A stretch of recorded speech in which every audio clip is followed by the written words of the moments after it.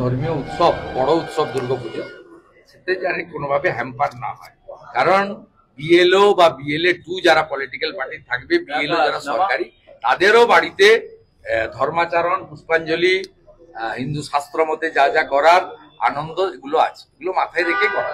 গতকাল অর্জুন সিং অভিযোগ করেছেন যে বিএলওদের যে তালিকা তাতে শাসক দলের প্রতিনিধিরা রয়েছে। আমরা আমাদের পক্ষ থেকে জগন্নাথ চট্টোপাধ্যায়, শিশির বাজরিয়া, সুনীল দাস এবং সঞ্জয় সিং 29 তারিখ অল পার্টি মিটিং এ এই অভিযোগ করেছেন। আমরা বিভিন্ন জেলা শাসকের দপ্তর থেকে 80,000 মতো বিএলওর নাম সংগ্রহ করেছি জেলা শাসকের দপ্তর থেকে। তার উপরে আমাদের কাজ চলছে। আমরা যেমন 1700 বুথে রিঅর্গানাইজেশনের আপত্তি করেছি, আপনি ধরে নিতে পারেন যে কয়েক হাজার, অ্যাপ্রক্স 10,000-এর মতো আমরা আগামী 15-16 তারিখে জমা দেব এবং প্রেসকেও লিস্ট অফ 80,000-এর মধ্যে 10,000 অ্যাপ্রক্স 10,000 ইতিমধ্যে 3-4 হাজার আমরা পেয়ে গেছি।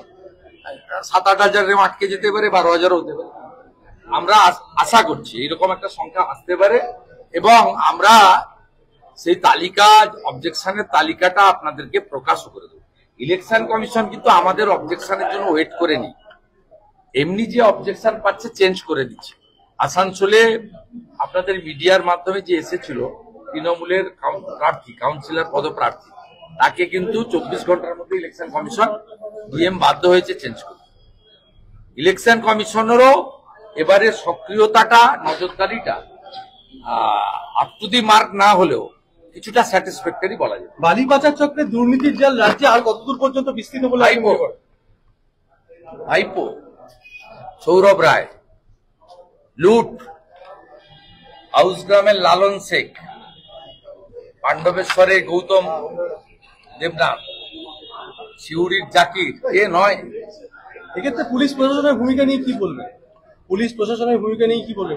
পুলিশের তো শোকসভা চলছে। পশ্চিম মেদিনীপুরের এসপি তো সৌরভ রায়ের ফরচুনা, BMW